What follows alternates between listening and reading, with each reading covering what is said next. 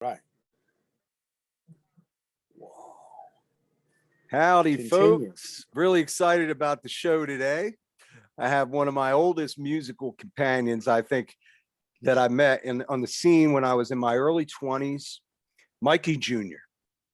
Hey, all right, all right. Mikey, how are you, man? Doing great, man. Doing really good. It's good to see you.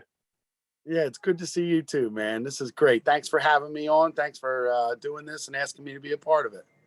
For sure, man. I appreciate it, and I'm excited to have you on.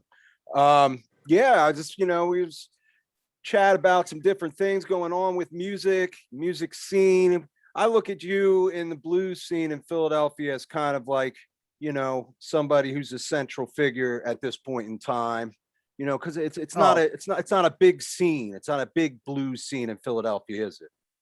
no, not a huge scene, but it's filled with love and good people, man. Everybody is really cool, and it's been a great journey hanging out and doing that jam that I do down at the Twisted Tail and meeting a lot of people. It's been great, man. Yeah, so that's part of what I thought would be cool to talk about. So, we're both musicians. We met at Warmdaddy's when that was a place in Old City, and obviously it was a blues club, and the blues is what brought us together. Yeah, And man, totally. yeah, and for me, my journey there kind of started as a lot of kids do. I wasn't raised on Muddy Waters or Robert Johnson or Son House, but I gained exposure through bands like the Allman Brothers and Jimi Hendrix and Led Zeppelin and other classic rock bands. CCR was an early one for me. I was like, man, some different things happened in my life, and I wanted to dig deeper and really find Yeah, out where did this music come from, you know yeah, and absolutely. I don't know exactly how did you end up getting into like the really early blues stuff? Well, I always loved music. My father's a musician. That's why I go by Mikey Junior. I've always loved music. I would say my first love for music was Michael Jackson when I was a kid, and then it turned into Beastie Boys, and then, you know, went into Guns N' Roses' Appetite for Destruction. Then I went a little hip hop for a long time, and was really into rap and hip hop and even gangster rap. And then I got into Pink Floyd. And through that hip hop experience, I would always hear in interludes. For instance, Cypress Hill had an interlude in one of their things, and it was a harmonica. And I remember hearing it and being like, wow, what is that? Like, I really want to know what that is back there. I don't know what music that is. I don't really know what I'm hearing. And I felt like ever since I heard that, I was searching for that music. And then I heard Pink Floyd, and I was, reading up on Pink Floyd because they really grasped me. And I heard that they got their name from Pretty Pink Anderson and Floyd Dixon, which were blues guys. And I was like, what's this blues? What's blues, And then I heard Buddy Guy and Junior Wells. And it was just life changing. But before that though, I started just playing harmonica. And I got into playing harmonica. I didn't know what really I was doing. And my dad said, you should, he tried to teach me harmonica, and it never really panned out. And then when he heard that I was into it again, and I was starting to make some progress on my own with the harmonica, he gave me a BB King tape and a Stevie Ray Vaughan tape and a Sonny Boy Williamson cassette tape. So I had these 3 cassette tapes: BB King, Stevie Ray Vaughan, and Sonny Boy Williamson. And that kind of like shaped and molded me. And then when I found the Hoodoo Man Blues album and got into Junior Wells, that's when I took my harmonica playing to the next level, because I heard the sounds Junior Wells was making in this Buddy Guy Alone and Acoustic album. And I seen him cupping the harmonica in a certain way, where that he did that wah wah thing, and that was just a monumental find. It was like figuring something out, and it just was crazy. So that was my music. That's my musical journey that I'm even still on. I'm into everything. I'm into all kinds of music. I love it all. I listen to mostly you know, blues and stuff, but I listen to everything. There's this new, well, she's not new out, but you know, like I like that Lana Del Rey. I like, you know, Rage Against the Machine. I like, all Wu-Tang Clan, and you know, all kinds of different music. I love, and what hits me to my soul the most is soul and blues, and of course, you know, just deep down, you know, real rhythm blues. You know, like real, just, you know, when Buddy Guy and Junior Wells do that ships out on the ocean when they're going the boom boom boom boom boom boom crack boom boom boom boom boom boom crack, you know, that just stuff just hits me to my soul, and the way they got those guys play it, it's just something that I try to get every time, you know. I'm always trying to capture that, you know. And yeah, meeting you at Warmdaddy's was great, man. The old Warmdaddy's on Front and Market Street, man. I met my whole band there. I met Jimmy Pritchard there. He's been playing with me since '05.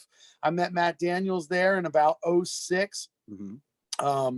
You know, Randy Lippincott was running the jam then, along with like Georgie Bonds was coming and running it for a few weeks, and then Randy and yep. Great, those great were the stuff. days. That was a good club, man. I met some, you know, aside from Randy and George, especially George, man, he was just such a positive beacon of light, you know, and I was like unsure of myself. He was always like, man, you're doing great, and keep coming back, and so supportive.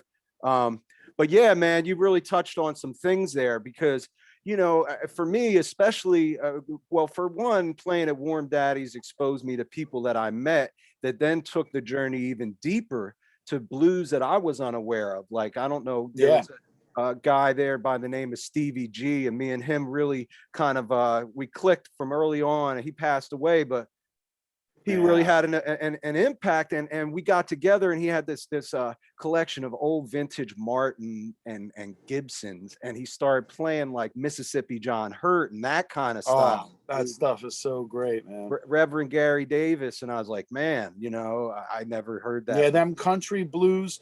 There's a DVD set that I have, and it's country blues, and it's from over in the '60s when they were over in for the American Folk Blues Festival and all that stuff. That Mississippi John Hurt and that Reverend Gary David, like everybody, just so it's just a lost art form, you know, of that finger picking style stuff. And then I found out about a guy named Frank Hovington, who is killer in that whole thing too. He's like like a little bit Piedmont stuff like that. But yeah, man, I love all that stuff. I love that stuff. Yeah, that's you know, that, I mean, it really kind of blew my mind. He handed me the guitar after playing that, and then like, you know, here's a G chord, you know what I mean? It's like, but yeah, I mean, it's pretty cool. And you know, blues music to me, it taps into something very deep. If you really connect with the music, it's almost like I don't know, some of the early stuff, as primitive as it may sound, it's almost like a prayer. It's like to me, you know, it can set your soul at ease when you need that music to kind of have that medicinal healing effect. Healing. I need a release. If I don't play music, I am not right. I am not right. If I don't if I don't play music, I'm just not right. The pandemic was really hard. And it's just, you know, it was really hard on a lot of people that I know that play music, you know, not even financially, but, you know, emotionally. I mean, we need to go play. It's something that you need to do. And just like, you know, people get out of shape working out, you know, I'm so out of shape right now, you know, as far as, you know, musically, because, you know, I just feel like every time I play, I'm kind of beating myself up, because I'm like, oh man, you know, you could do better than that, you know, because I just been off for this extended period of time.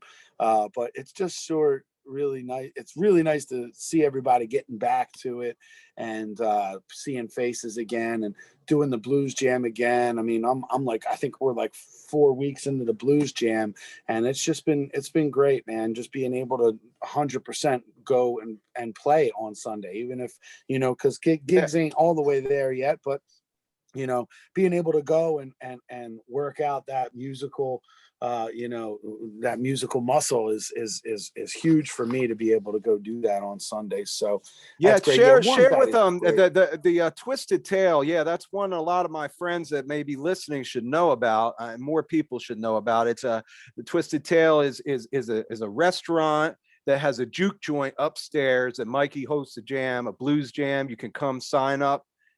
There's great players, and not only players, but there's these blues dancers that come out that really kind of heighten the vibe, and they're so into the music, and it's like they come out almost every week too, right? Yeah, yeah, it's a great scene. I never even knew nothing about it. And the cool thing, so the jam's every Sunday from 5 to 9. We're at 509 South 2nd Street in Philadelphia.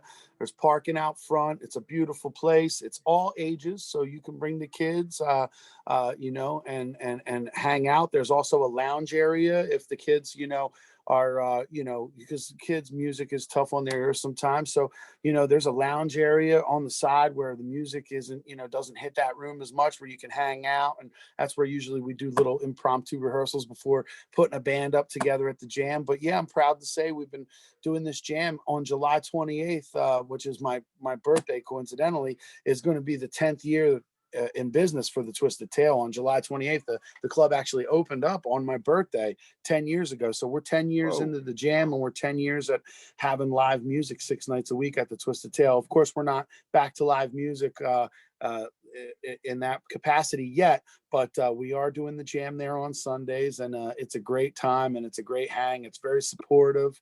Everybody's really cool with each other, and learning and pulling up. We put people up with other people that are experienced, that we can learn from. Everybody's trying to learn and have fun and be kind and courteous and everything. So it's a really good vibe, and I'm proud of it. And as far as the blues dancers go, I mean, when I started playing at the Twisted Tail, they started coming in. I didn't know nothing about that there was a blues dancing scene, and it's kind of one of my favorite things to do. I mean, I love blues festivals, and I love traveling and going to these blues festivals and playing for a lot of people and all that. But you know, one of my absolute favorite things to do is to play at one of these blues dances. They call it a blues dance. They want to hear groovy, kind of slow blues all night, you know, different grooves, no, so it don't sound the same, but man, it just gives me an opportunity to play what I wanted to play. Because all in the beginning of my career, I would be like, all right, we're gonna open up the show. All right, let's open up with a slow blues. And the guys in the band would be like, we can't do that. You can't open up with a slow blues. This is crazy, you know. And so I got, you know, I had to get accustomed to playing faster music to accommodate the people and the people that wanted to dance to that. So when I'm able to go do one of these blues shows, I am in my element as to what I want to play, and this is what I want to do. I want to play this slow, groovy type stuff where people could really feel it, and then they, you know, they move slow and they're dancing, and everybody's dressed to the nines, and they're all over the country, which is really cool. I've done, you know, I've flown out to Minnesota and done one. There's ones in Austin, Texas. I mean, they are all over the country, these blues Right. dance It's like a groups. society. Right. Yeah, and they travel. They go to a lot of shows. There's one in Boston called Sweet Molasses Blues, and I played there. That was a great time too, man. And they really got it going on. Everybody's really nice, and you know, everybody's just you know, the people tip and buy CDs and stuff like that, and it's just a great time, and they're all great people. So yeah, the blues scene is cool. And so if you've never heard about blues dancing, you know, you could type it into Google and tip blues dancing in your area, and you could go to one of these things, and it's cool. A lot of the times they DJ their own music. Like for instance, after the jam, because my jam's 5 to 9, all the blues dancers, they go to Spruce Harbor Park at 9 p.m. and play music in the park and dance in the park. And it's I did beautiful. If not you ever know been to that. Spruce, Wow. yeah, for Wow. people listening, if you've never been to Spruce Harbor Park, it's a great place. And if you could Google Spruce Harbor Park and come up with the images, they have all these lights up in the trees and It's hammocks cool. and Very fountains, and cool. it's down Yeah. by the water. So Uh-huh. it's really cool. I got the kids, so I'm never able to actually go to the after party blues, you know, blues dance at the park. You know what I mean? I got to get home, but yeah, it's a great time. And sometimes I do get over there. But a lot of the times I'm kind of beat up and need to get home so I can get up in the morning with the kids and all that. But it's a Yeah, great I time, feel you. man. It really is. It Yeah, really is. I ended up over at one of their jams at the German Society with Josh Fialkov. Is that how you know, the No, amazing Joshua piano? Fialkov. Oh, He's what amazing a piano. great Yeah. person. And Amazing piano player. And he check out took his me music. there. We walk in and it was surreal, man. There's people, Otis Spawn playing, and people are Yeah. dancing around and having a good time. I never saw anything quite like it. It was pretty cool, man. And they're quite educated people with the blues. I mean, you ain't going to get away with playing any kind of what footnotes of blues. You know what I mean? You can't read the footnotes and go in there and play the blues for these kids, because they're going to see right through it. They know their blues. They know what they want to hear. They'll ask you for, hey, can you play me Jimmy Reed, and can you do this? And that dance over there at that German society place, one of my favorite dances. What a great room. What a beautiful sounding room. And again, let me go back to Joshua Fialkoff. Check his music out. Google him. What a great voice on him too. And he is one of the dancers, and he got me into the scene. It's you want to be educated, especially when you find something that you like. I was very inquisitive about it. I was like, hey, what's the deal? What do they like? Like for instance, like, don't feel bad if they don't clap right away when you get done a number, because what they do is they stop dancing, and then there's that little pause, and they stop dancing, and it's like, ooh, did I not do well? And then all of a sudden they'll stop and they'll turn and they'll clap and give the band an applause. But if you're not ready for it, you're like, oh, weird. And then another thing about playing the blues dances is, everybody might not like the partner that they chose. So keep the songs, don't do the long 10-minute song, because if you're stuck with a partner that you're not really grooving out to, you know what I mean? It's kind of like, oh, what am I doing? So it's kind of like, you want to keep the songs rolling, you want to keep the groove sexy. And so it's a great place. And that German society place, what a great room. It is, man. I'll tell you, man, one of the first things I noticed when you came to Warmdaddy's, because that's where we first met, was, when you took the stage, even at the jam, you came in a suit, looking sharp. There's Mikey Junior. And it's like, wow, Mikey's here. Yeah. You had that stage presence right from the get-go. You know what I mean? And was that something you picked up from Junior? And that's part of the blues persona, would you say? Yeah. My dad, always was like that. My dad, a funny story about my dad, he would take me on a couple gigs sometimes. Like we did this campground gig that I was allowed to go to because I was younger. And he would be in the van getting dressed, and they would come out to Peter Gunn, and the band would be playing Peter Gunn, and he'd come out of the van and he'd be dressed in a what is it called? A raincoat, like a suit raincoat. Like if you had a suit on and you got a raincoat over the suit, he'd have a raincoat on and the suit pants and all that, and a hat, like a fedora type secret agent man hat and glasses. And he would come out and do the Peter Gunn thing and just kind of like make his entrance. And then from Peter Gunn, they'd go into Secret Agent Man, and my dad would sing Secret Agent Man, all the while being in this raincoat, fully buttoned up. And then I always tell the story because it kind of just shows you where I'm coming from as far as what I watched as a kid and my dad's influence on my stage presence. So he would do that, Peter Gunn, Secret Agent Man, and then the third song would be the Duke of Earl. And all the while he'd be in this, what's called in the song, the Duke of Earl, when he would go, 'cause whoa, and he would open up the jacket and he would have nothing on underneath except a pair of like ridiculous rubber ducky underwear or something. And then you would see that his pants were only up to his thigh, like he only had fake pants on up to his thighs, and so he was just crazy like that. He did all kinds of stuff. He would my dad would go ride around a kid's tricycle in the bar with a long microphone and sing Leader of the Pack, with the motorcycle song, Leader of the Pack. He would do this song called The Chicken. He would do like the Funky Chicken or something like that, and they would let a live chicken out on stage. And one time he was playing this biker bar, and one of the bikers like ripped the head off the chicken. And unfortunately, one of the mayors was at the show. So it was like a big political thing. Like mayor was at this show and they sacrificed the chicken or something. It was like, and it sucks because my dad was a, my dad is a, animal lover. So he sure didn't want anyone hurting the chicken, but some drunk biker decided it would be funny to do whatever. But that was, that's unfortunate. I don't know why I got into that, but it's all good. Hopefully somebody cooked that sucker up, man. Didn't let it go to waste, right? I eat more chicken than any man seen. So yeah, but the and in 05 I won this competition to go to Memphis, and I went to Memphis and everybody was wearing the suits. And so I kind of, I haven't dropped the suits entirely, but I've dropped like like, I don't know, just for, I don't know. No, I man. guess I should keep wearing the suits or whatever. But, Yeah, you know, yeah. I still try to dress nice and all. You know, talking about who dresses nice, I got a gig with him tomorrow night in Yonkers. It's like a little private party. But King Solomon Hicks, man, he's really Wow. kicking butt Oh, right I now. yeah, He's a guy that's you should awesome. check out if you don't. He's on Joe. I think he's on the Joe Bonamassa record label. I'm not sure what that record label is called. I'm not sure if Joe owns it. I know it's the one that Joe Bonamassa's on, and he's one of the giants of you know, blues and rock blues and For blues of sure. today and stuff like that. So he's really coming up. I think he's in his early 20s. King Solomon Hicks, great guy, great person, and I got a gig with him tomorrow night. So I'm looking forward to that.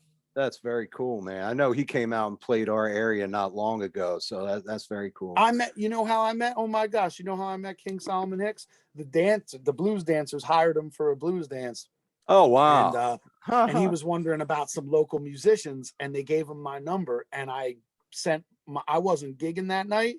I was doing something that night, but I wasn't gigging, and so I sent my drummer and bass player to go play with Solomon, and they were like, "Oh, that guy was great," you know. No, and then you know, we just started hanging out ever since. I was hanging out with him down in Memphis for the Blues Music Awards, and we just been, you know, hit it off. And yeah, he's been getting me on to play some harmonica on some of his shows and stuff like that. So it's really cool.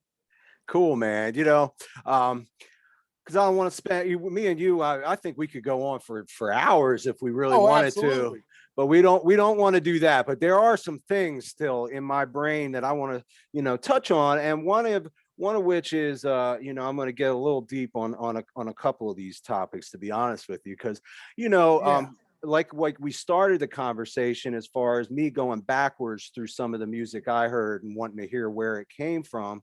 You know, as a guitar player, for me, it made sense to go to the blues jams. And that was really where I wanted to first get my foundation and get comfortable. And I think a lot of guitar players feel that way. And then they feel the need to, you know, maybe go on and delve into different genres, and to each their own. I'm not judging that in any way, but I will say, you know, that there, you know, me being playing music like the Allman Brothers and the Grateful Dead and Steal Your Peach, my tribute band, you know, that Yeah. people now refer to that world as the jam band world. And Yeah.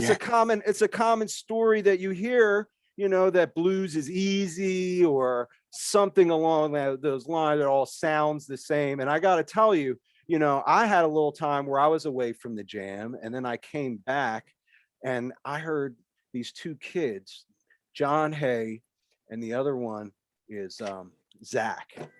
And Yeah. you know, Zach Lees. it always it hits home when you hear kids like that play the blues, because they play it so well. And Yeah. there's a right way to play it, and that's why I bring them up, because they're both phenomenal players, and it was inspiring, you know, to really hear Oh, them yeah, man. Those play the guys are blues great, so man. well, man. You know, yeah, Yeah. and and I'm uh, super proud of those guys. you kind of help both of them come up a little bit, right? I mean, yeah, they would have did just fine. They did just fine without me. I did, you know, I've had them in my band and had them on gigs. And John Hay now plays with, you know, one of the blues giants in my eyes, which is John Nemeth, Nemeth. Check him out. Definitely Google him. These are all cats you should be checking out if you're a music lover. John Nemeth, out of well, he's from Boise, Idaho, and he lived in Golden Gate Bridge, lived in San Francisco for a while. When I first seen him, he was living in San Francisco. I seen him at the Blues Music Awards with Junior Watson as his guitar player, and he blew me away. And I've been a Oh, fan he's of his ever great. since. And now to Yeah. have one of my guitar players be in his band, and John Hay was playing with me when he was 16. He got the gig with Namath when he was 19. Had his first beer in Russia on a tour with John Namath. So it's just, you know, it's cool, man. It's just cool to see. You know, now John's living in Memphis, and he's doing a bunch of other things. There's a kid who's going to be at the Lucky Well on July 31st named Max Kaplan, and that's Maxcaplan. He just got a record deal. He just got a brand new record out, and he is living in Memphis, actually, with or near John. and they're coming up and they're doing a little tour. And so I got them to play at the Lucky Well, and I'm going to attend the show, and it should be a fun time at the Lucky Well in Ambler, PA. If you guys ain't doing nothing on the 31st, I think it's going to be a 6 to 10 show. Yeah, I'm playing the Allentown Blues Festival that day, and I'm scurrying my butt home to do something with my friend Peter V from Peter V and Blues Train, who lives here in Yardley in Bucks County, where I live. He's got a little gig he's going to have me play some harmonica on. So I'm doing the Allentown Blues Festival, going to play a little harmonica with my friend Peter V, and then I'm boogieing on down to the Lucky Well to see the Max Kaplan band. But yeah, man. And then there's Zach Lees, who's still playing with me to this day. He's just such tone, Maryland. Tone and phrasing. The phrasing and the tone is just so spot on, and they're just really good players, man. But I know Zach's still playing with you, and that just really puts things into perspective, because it's it's an art. It really is. Yeah, man. It's funny too, because those guys are like sponges. When I was coming up, and I was, we had it just a little bit harder because we didn't have the internet as young as those guys had it. So like we really had to find VHS tapes and rewind things. It wasn't just a click away. Today I'll study BB King, Pee Wee Crayton, and this person. You had to go buy the tapes, buy the CDs, buy the DVD, buy the DVD or the VHS tape or whatever. So these guys, the reason why kids are becoming so good younger is because they have the internet. Same as the kids who skateboard, kids who do parkour. It speeds everything up. It speeds everything up, and it's just great. dial in that. You could dial that one lick in and keep going back and forth, and just on YouTube and just hit click and just go right. Yeah. But no, I mean, none of all that aside, they still had to have the heart and soul to want to do it, and they did it, and they're good players, and that's people need to come to the Twisted Tail Jam. That's it, Oh yeah, man, it's a great place time, to be, man. Yeah, it is. It really is. The last thing I was going to mention to you is also a deep topic, but I thought of it again because of our connection in music and the whole blues and jam band world. Was your deep friend and kind of mentor, Danny DeGennaro. Oh yeah, Danny DeGennaro. I can't do an interview without bringing him or my dad up, because they were just so monumental. I mean, I was just a kid playing harmonica and trying to put a band together and doing this and doing that. And I met Danny, and it was just life-changing. I just never seen nobody play guitar really like that up close, like really that good. And he was a deadhead. He played with like Bob Weir and stuff, didn't he? Oh, he was in a band. He was in a band called Kingfish, which was Bob Weir's band. It was a subsidiary band of the Grateful Dead. Matt Kelly played harmonica in it. Bob Weir was one of the guys, and Danny sang the title track called Sundown on the Forest, from title track of the album called Sundown on the Forest, and Jerry Garcia plays on that album. So Danny would always say, hey man, I got this pet. It's funny because just like a father that you might have lost. Like I have my father, my wife doesn't have her father, but it's like you kind of take them for granted until they're gone, and it's just crazy. And to my ever loving regret and shame, I never really, because I was getting into the blues, Danny would always try to get me to go the way of let's play some more Grateful Dead covers, let's play some more of this, that, and that. And I was such a blues aficionado. I didn't want to play anything but blues, because also I was limited in my ability to play harmonica at the time. But he would always say, Mike, I got this pedigree. I'm on a record with Jerry Garcia, and I got, we could go, go to these jam band things and these festivals and stuff. And now I would love to do that, but he's not here with us anymore. Tragically, he was taken from us in a home invasion, and unfortunately 4 young kids are also taken from us, because those kids are rotting away in jail doing life. Three anyway. It sucks because, one of them did it on his, 18th birthday. And so to lose Danny, and then, to have to go to the trial and just see these kids' parents, just, you made some stupid decision. You had no idea, and just see all the lives that, get lost by violence, and you know, even the people who have to deal with the fact that their brother, cousin, nephew, or son did something where he's going to have to go to jail for life. You know, you know, it's just terrible, you know, because God knows what kind of person I was when I was 18 years old. Hey, okay, buddy. Thank you very much. There's our cue. Okay. Oh, I got to cut the interview short. I forgot. I have an appointment. I got a doctor's appointment. Maybe we could do this again. Is that cool? Yeah, man. No, it's all good. I'm sorry. I totally forgot I have a doctor's appointment at 3:15. I No worries, Mikey. I'm always getting my 6-month checkup. Yeah, I wish I could say the same. Well, have a good one, man. We'll connect soon. All right, brother? Yeah, thank you so much for doing this, Mark. You know, it's a pleasure always hanging with you and Tamar, and I love you guys dearly. And rest in peace, Danny DeGennaro, and keep the blues alive and keep music alive, man. God bless. Thank you, Mark. Love you, brother. All right, much love. All right. All right.